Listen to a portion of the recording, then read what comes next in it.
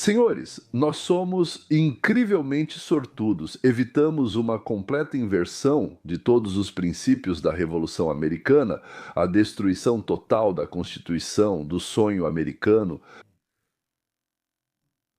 o encerramento, de outra forma não posso dizer, do experimento mais único de individualismo. Não posso dizer se seria mais um dia ou mais um ano. Mas se em 2024 o poder tivesse permanecido nas mãos dos bandidos, bem, em comparação com quem provavelmente governava junto com os bandidos, claro, seria um insulto para os próprios bandidos. Então, provavelmente teríamos nos despedido das poucas liberdades que ainda nos restam, aquelas que diferenciam os Estados Unidos da América da Venezuela, da China, da Coreia do Norte e de outros semelhantes. Mas vamos por partes. Aliás, um grande pedido, a continuação e Sua Majestade. O algoritmo pediu para você tocar o sininho agora mesmo, e eu me junto a esse pedido. Se você quiser receber conteúdo bom e legal na hora certa, como se diz hoje em dia, então se inscreva e, por favor, faça esse favor pessoalmente para mim. Toque o sininho pelo menos uma vez. Depois disso, procure nos comentários, ou melhor, na descrição, o meu livro. Ele está em russo e é totalmente gratuito. Baixe ele. Em breve, vou colocar outro livro meu, uma história de aventura. Mas por assim dizer, então isso vai embora. Aqui está o primeiro. Ok, agora vamos voltar aos nossos fascistas, revolucionários regressivos disfarçados. O novo denunciante no caso do fabricante de bombas caseiras agora se dirige a Thomas Massie. Temos apenas um trecho da divulgação de 11 páginas que foi entregue a ele. E ele diz que se juntarmos todas essas diferentes novas histórias, incluindo seus próprios interrogatórios de testemunhas, Thomas Massie, estando no Congresso, faz perguntas ao diretor Evbir Hay e a outros. A reportagem de Steve Bikera e da equipe no The Blaze está neste relatório, e Shoni E. Kerkhoff, o suposto sabotador de 6 de janeiro que talvez fosse apenas um estagiário. Quem exercitava em 5 de janeiro não sabia do ocorrido em 6 de janeiro e talvez circulasse aprovado pela polícia do Capitólio. Só temos perguntas sobre isso e essa é a melhor teoria apresentada pelo nosso governo. E todos os governos, inclusive o nosso, permanecem totalmente em silêncio sobre isso. Conversa. Estamos falando de anos de investigações conduzidas pelos democratas. Como dizem os rumores, a investigação do assassinato de Kennedy foi liderada pela mesma pessoa que organizou esse assassinato. Eles anunciaram uma recompensa total.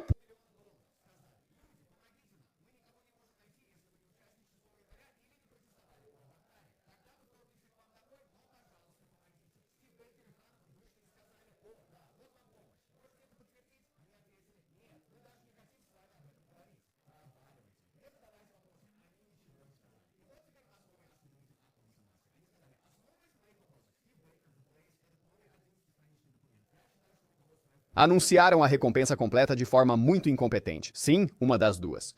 A revelação do caso da bomba caseira exige respostas de Kash Patey, mas ele não comentou e hoje fala sobre fentanil. É isso que está escrito no documento do informante. O respeitável Thomas Massie recebeu isso no prédio do Congresso. O texto diz: divulgação protegida de informações ao FBI e ao Congresso dos Estados Unidos da América sobre graves violações da agência enviada a Massie em 10 de novembro de 2025. Presumo que seja um funcionário atual do FBI, pois aqui diz funcionário do FBI e não ex-funcionários. Prezado congressista Massie, conforme a lei, aceite esta divulgação protegida de informações desta pessoa e a agência sobre graves irregularidades no FBI. Esta pessoa, neste cargo, acredita que houve uma grave violação e ou fraude no caso do ataque ao Capitólio dos Estados Unidos da América em 6 de janeiro e fornece esta informação para demonstrar isso. Depois que os agentes do FBI se aproximaram a poucos metros da pessoa que foi identificada como o provável responsável pela explosão, os agentes da equipe de vigilância do FBI receberam ordens para encerrar a investigação. Eles foram impedidos de realizar sequer uma entrevista lógica, imediatamente afastados da vigilância e transferidos para tarefas gerais baseadas em pistas. Ou seja, no momento em que os investigadores do FBI informaram à chefia que tinham uma suspeita, no caso eu, e estavam prontos para interrogá-la, eles foram transferidos para outra investigação. E isso confirma o que Kyle Serafin relatou ao The Blaze, que eles publicaram em seu artigo. Mas aqui está um lembrete do que disse o The Blaze. Essa mulher, o nome dela é Shani Kerkhoff, e no momento desse incidente ela era funcionária pública, e de acordo com todos os relatórios que temos, ela ainda é funcionária pública. Então, nós temos perguntas sobre o nosso governo e sobre como eles cumprem seus deveres. E eu entendo a relutância em processar uma pessoa privada ou alguém. É uma acusação séria e todo mundo fica nervoso. Ninguém quer ser processado por difamação. Ela trabalha para o governo e as agências devem responder às acusações que provocaram ao solicitar ajuda pública. Eu quero que isso fique marcado para vocês.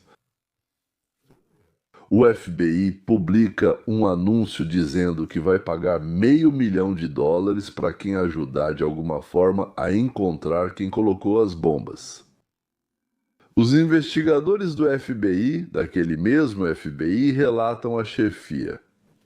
Nós a encontramos, achamos que ela trabalha na polícia, continua, vamos trazê-la urgentemente para interrogatório.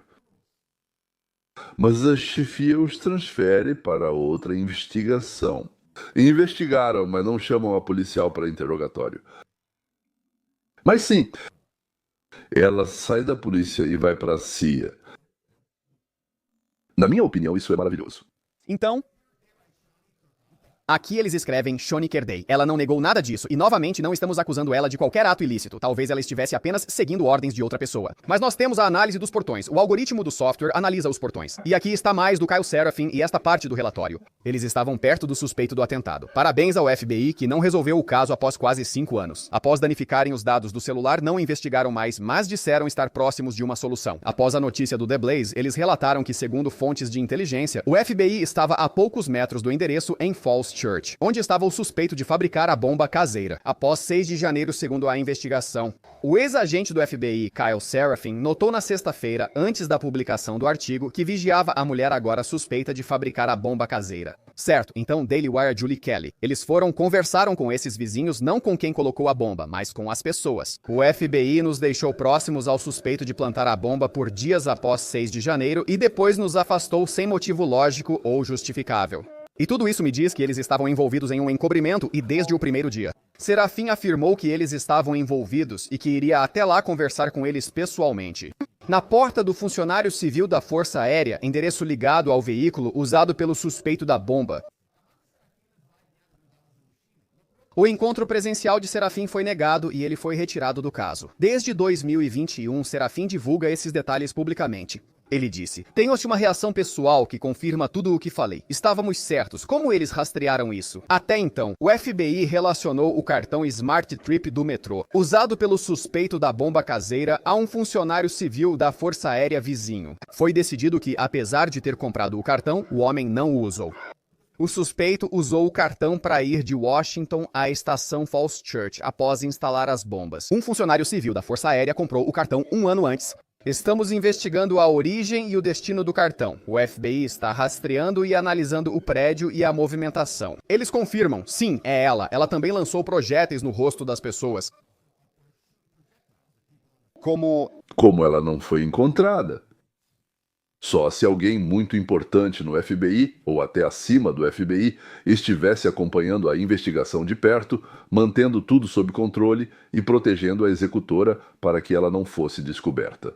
Para mim, isso significa que o quartel-general da Organização da Provocação, de 6 de janeiro, aliás, uma operação complexa e multifacetada, não foi dissolvido após o término da operação, mas continuou funcionando para encobrir rastros e organizar novas provocações.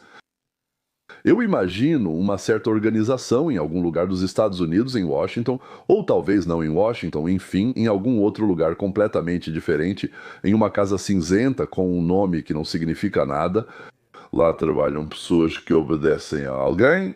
Quem dá as ordens não age pelos interesses do país, mas sim pelos interesses, sei lá, do partido, da ideologia, ou talvez até por interesses pessoais de alguém, e essas pessoas hoje estão planejando chantagear um senador, e amanhã o suicídio de um candidato a prefeito.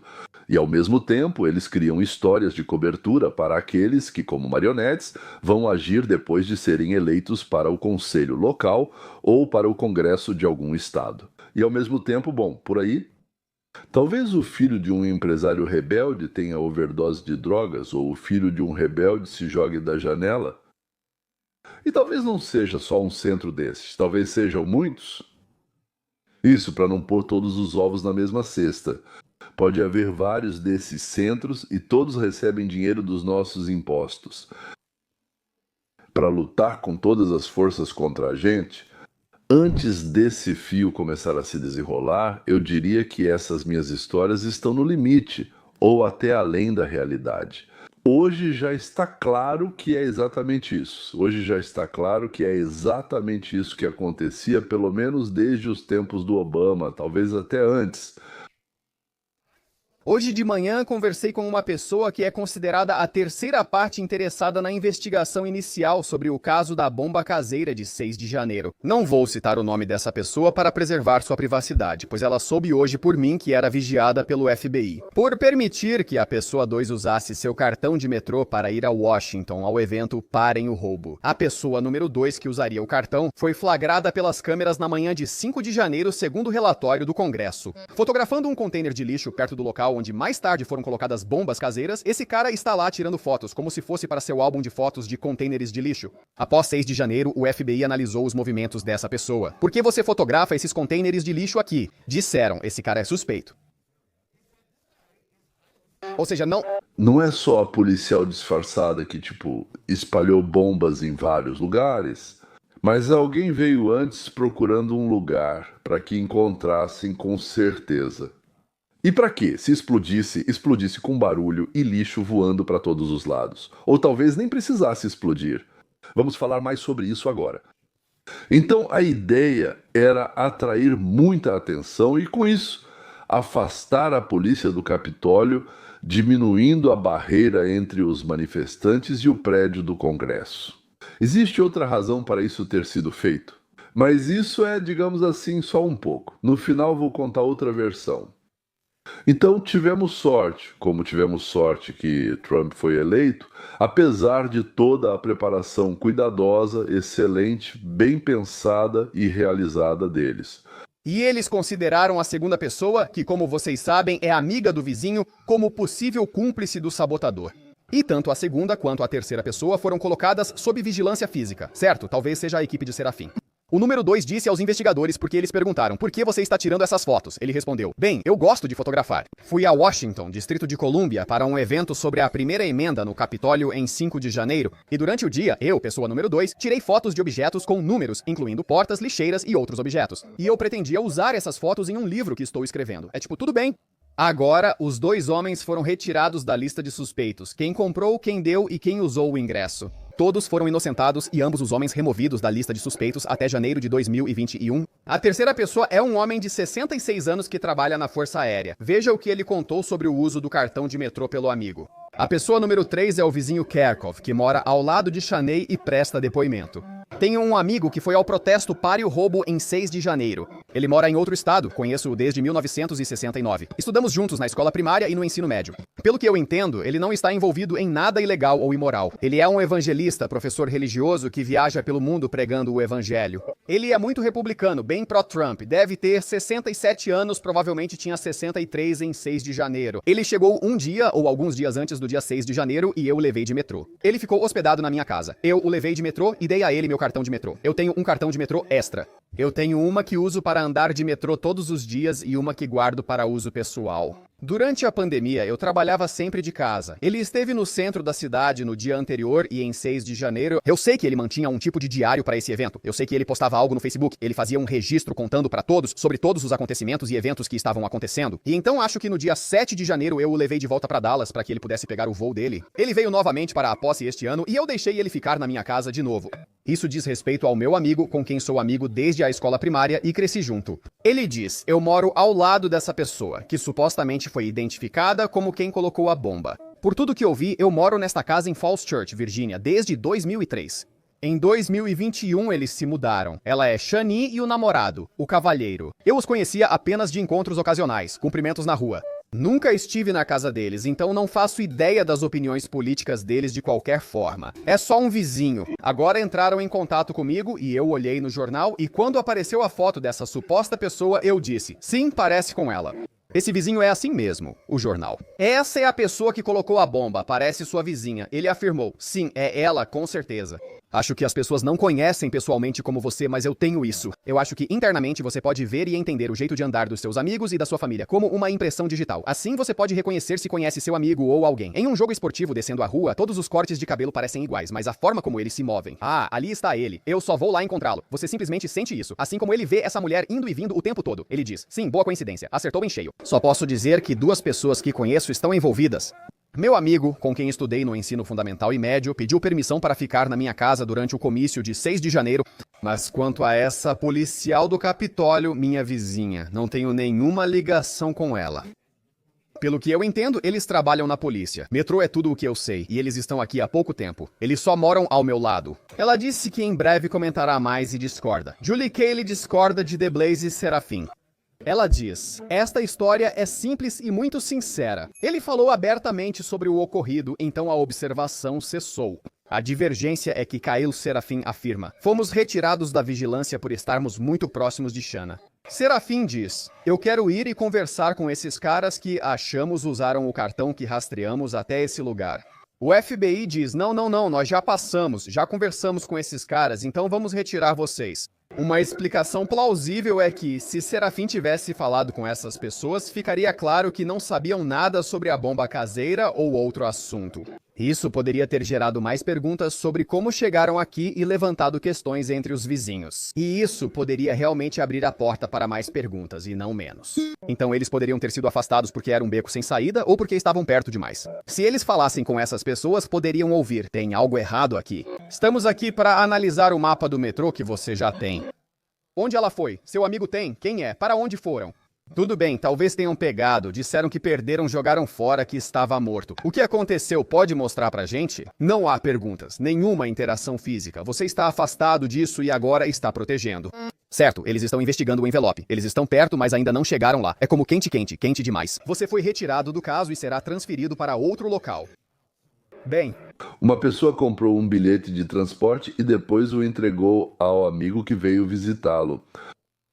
O hóspede foi embora e o bilhete de transporte foi usado pela vizinha, que mora logo atrás da parede e trabalha na polícia, que vestida com roupa camuflada foi até o centro da cidade, onde tudo isso aconteceu, deixou 2 bombas perto das lixeiras, que no dia anterior tinham sido fotografadas pelo amigo que já tinha ido embora, Botke. Não eram as bombas dela. E o FBI ordenou aos seus investigadores que não interrogassem mais ninguém porque lá. Bem, nessa pista não há nada. Então, quais são as novas informações que temos sobre o Homem-Bomba de 6 de janeiro e por que a parte sobre o Homem-Bomba é tão importante? Para desvendar toda a conspiração, toda a insurreição federal que aconteceu naquele dia. Então, para nos apresentar essas novas informações, está conosco o fundador do Just the News, amigo do nosso programa, John Solomon. Ele é um jornalista investigativo excepcional, simplesmente uma pessoa muito confiável. John, prazer em vê-lo. Obrigada por vir.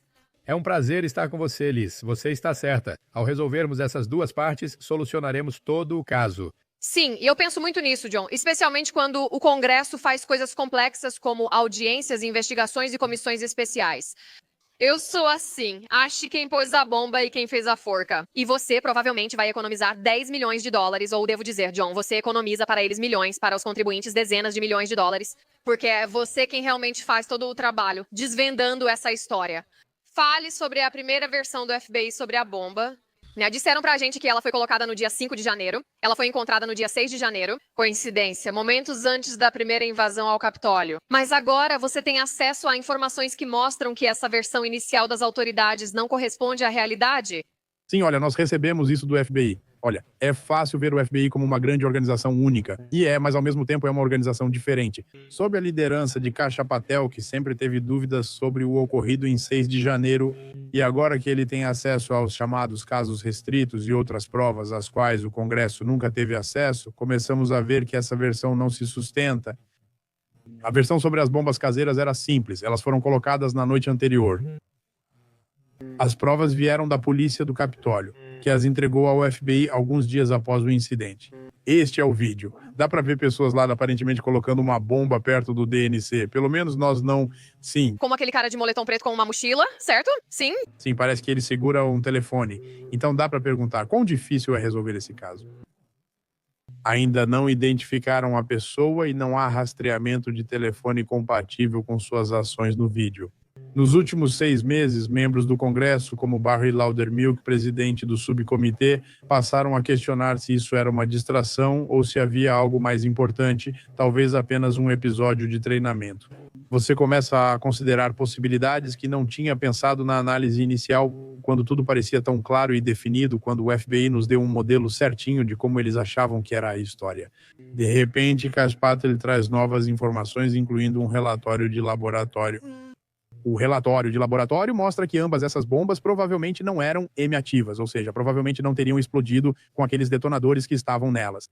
Eles dizem, se montadas corretamente, teriam explodido. Mas isso não parece verdade. Eu tinha um dos vídeos, um dos maiores especialistas em explosivos do FBI, Fred Whitehurst, denunciou a agência na era Clinton nos anos 90, e isso levou a grandes reformas no FBI. Eles enganavam a ciência, né? Eles inventavam ciência.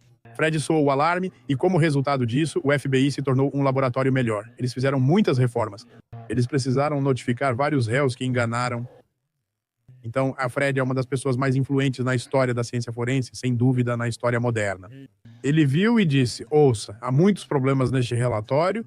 Ele foi elaborado de forma a parecer que essas bombas eram perigosas e terríveis, e que provavelmente foram colocadas por pessoas mais ligadas a Donald Trump. Mas ao aprofundar na ciência, nada indica que essas bombas explodiriam. Há 2 pontos principais ali. Parece que na bomba não havia muita pólvora negra, que serviria como carga propulsora para explodir a bomba e lançar materiais perigosos e estilhaços em direção às pessoas. Se as bombas foram instaladas 16 horas antes, o fabricante só tinha um temporizador de 1 hora. Se instalou a 16 horas, o temporizador acionaria em 1 hora o que houve.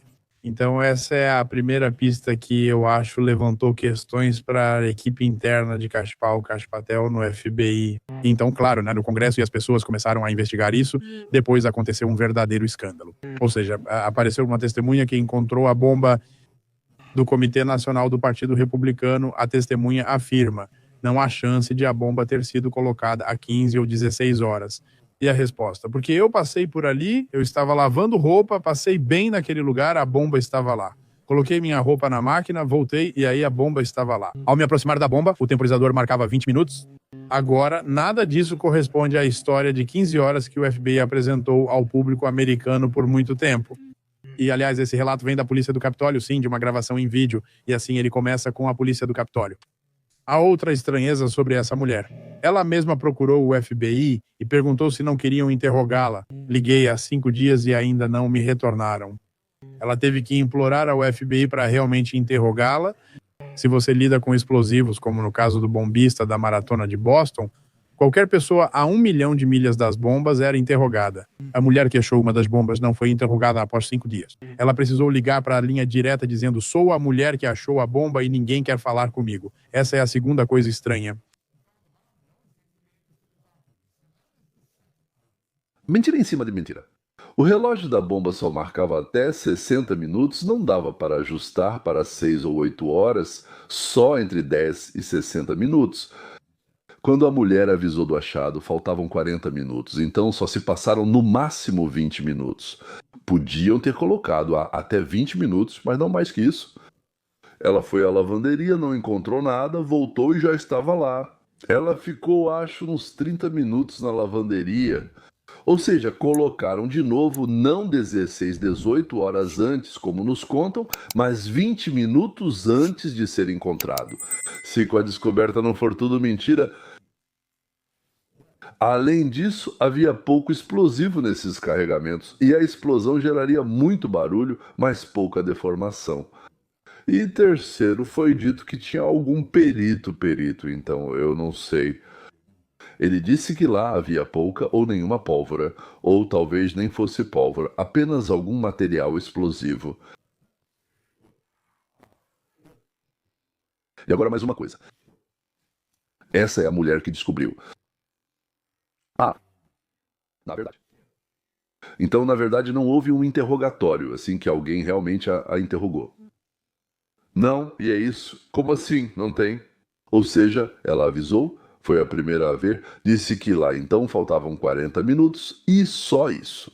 Após isso, não houve mais interrogatórios com ela. Outra coisa estranha é que acho que as pessoas vão precisar de tempo para assimilar quando começarem a olhar para isso. Ela trabalha em uma empresa chamada FirstNet. Ela é a mulher que encontrou a bomba no prédio do Comitê Nacional Republicano, a bomba caseira do Comitê Nacional Republicano. A testemunha e a faxineira que a encontrou estão corretas. Ela trabalha no programa federal FirstNet. FirstNet foi criado após o 11 de setembro para garantir prioridade na rede a autoridades e serviços de emergência durante crises, enquanto civis aguardam. Durante o 11 de setembro, muitos policiais não conseguiam se comunicar porque o sistema de celular estava sobrecarregado.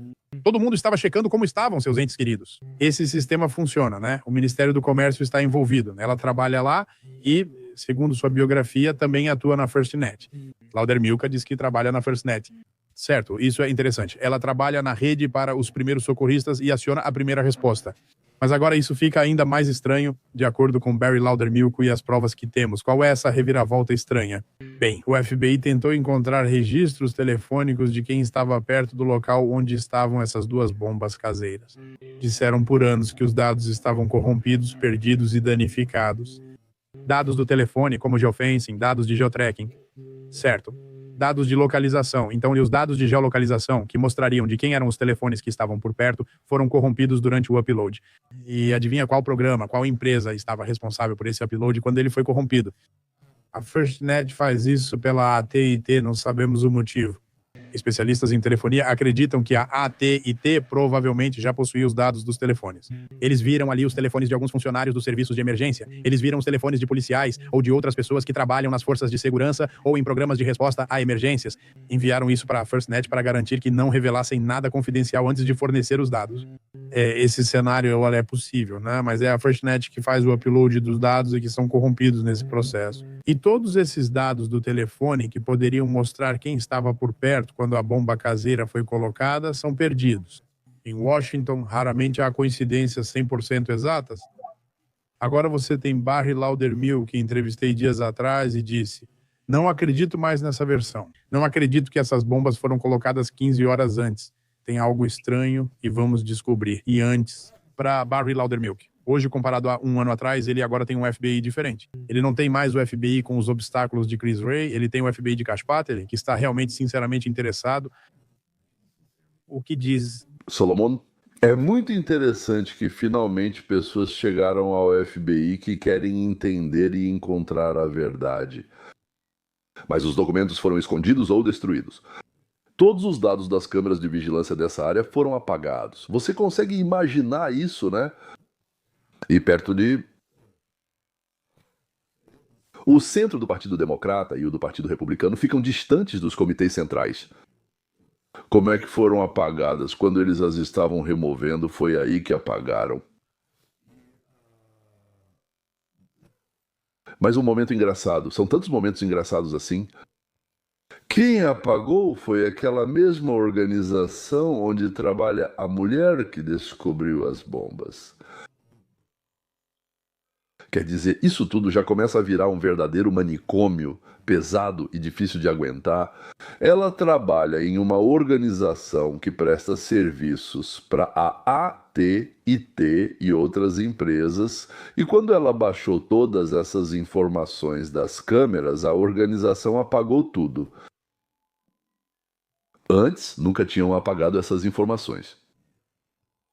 Os dados das gravações das câmeras de vigilância, sumia, devem ser seguidos. Ou seja, é sabido que de 80 a 100 pessoas estão no círculo deles, assistentes, advogados, parceiros, seguranças, ou seja, pessoas próximas a eles. Eles morriam ou em circunstâncias estranhas ou cometiam suicídio. Alguns deles chegaram a declarar, literalmente um dia antes, que nunca, sob nenhuma circunstância, cometeriam suicídio. Bem, vocês sabem quem são, claro, Bill e Hillary. Se Kensin colaborava com a máfia, os Clinton, ao que tudo indica, lideravam a máfia. ou como se costuma dizer, eram figuras de destaque, ou seja, alguém realmente comandava essa máfia, e eles, por assim dizer, atuavam como representantes, entre outras coisas. Embora eu ache que a madame não aceitaria esse papel. Por exemplo, Putin na Rússia, e nós não sabemos se ele mesmo comanda ou não, mas ele pelo menos é quem está à frente da máfia. Esse Maduro na Venezuela, igual. Notícias de última hora, AG, notícias urgentes. A procuradora-geral Payne Bondi e o diretor do FBI, Kash Patel, segundo relatos, apresentaram ao Congresso documentos que revelam que a Fundação Clinton recebia doações de fontes estrangeiras e nacionais que buscavam obter influência.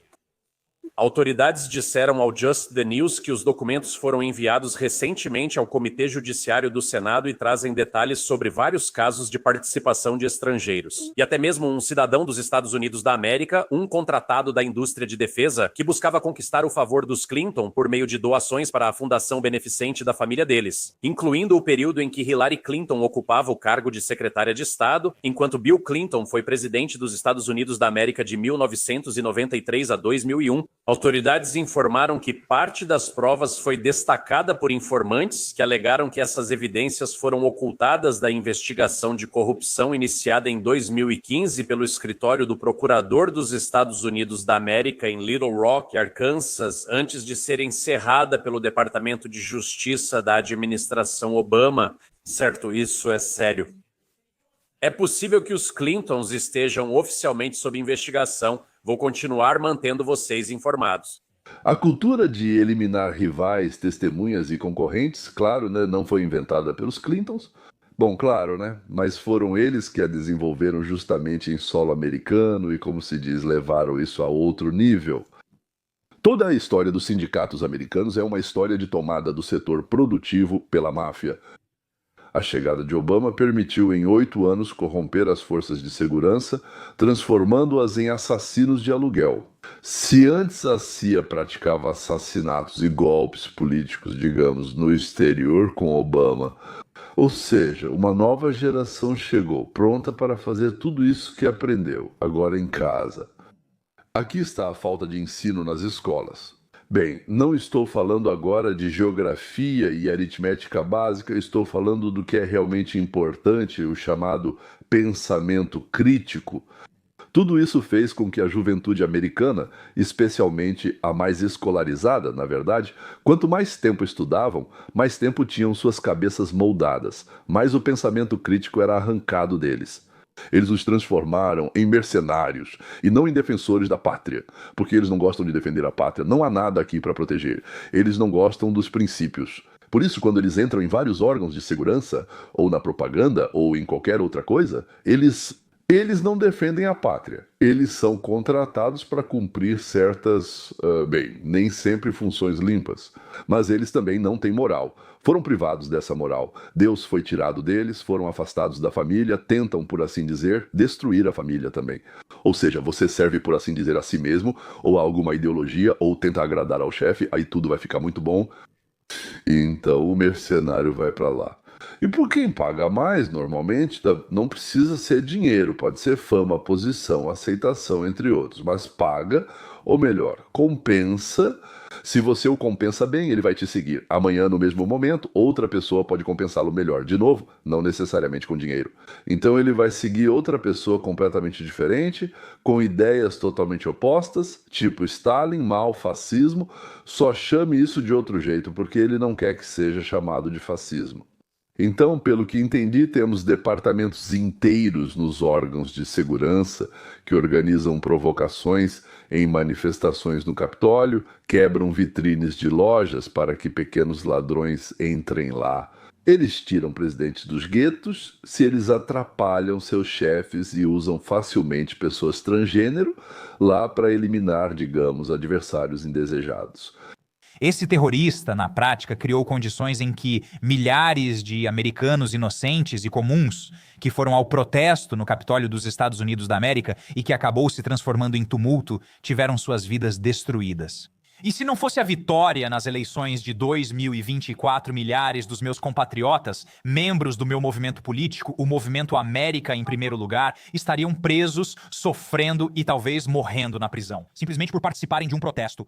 Senhoras e senhores, o que aconteceu com essa bomba caseira é que quem a colocou instalou bombas caseiras. Dependendo do quanto você é culpado, se você acredita nessas histórias, como seria possível programar um temporizador para 60 segundos na noite anterior?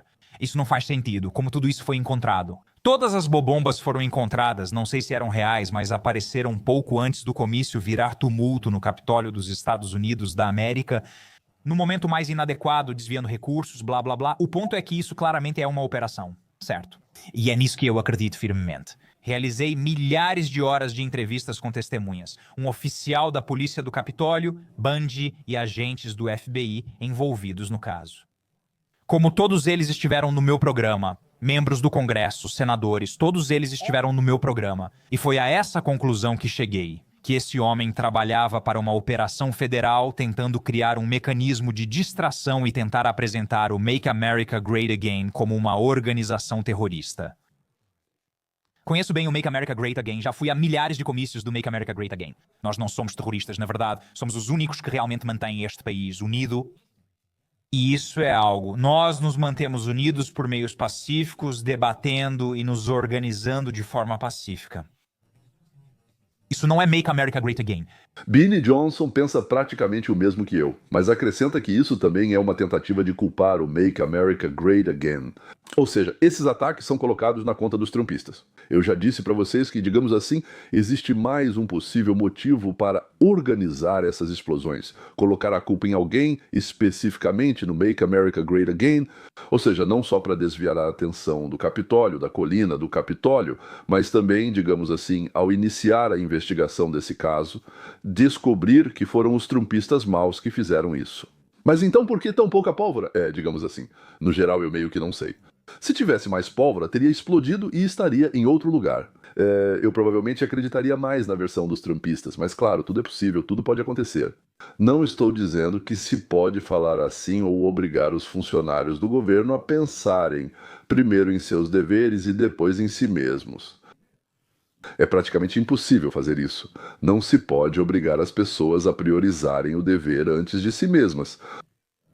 O que é possível é privá-los do poder e talvez da oportunidade de melhorar sua vida governamental às nossas custas, enquanto pioram naturalmente a nossa. Porque eles acham que isso é o que chamam de jogo de soma zero, ou seja, depois tem que ser zero, ou seja, uma menos a outra dá zero. Se eles têm mais, então você deve ter consequentemente menos. É possível mudar essa situação? Sim, é possível.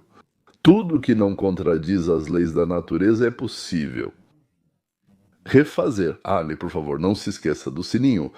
E você pode obter meu livro Capitalismo 101 gratuitamente, baixando-o do nosso site. Clique no link na descrição e o livro será baixado para você. Para onde você indicar, basta informar seu nome e ela será enviada para lá. Então, senhoras e senhores, é isso. Mas eu acho que agora começou algum desenvolvimento interessante que, junto com outras investigações, vai nos levar a uma úlcera, a uma ferida, a um abscesso tão grande que parece que a gente nem conseguia imaginar ter. Ou seja, nem nos nossos piores pesadelos conseguíamos imaginar. É isso. Até logo. Até a próxima.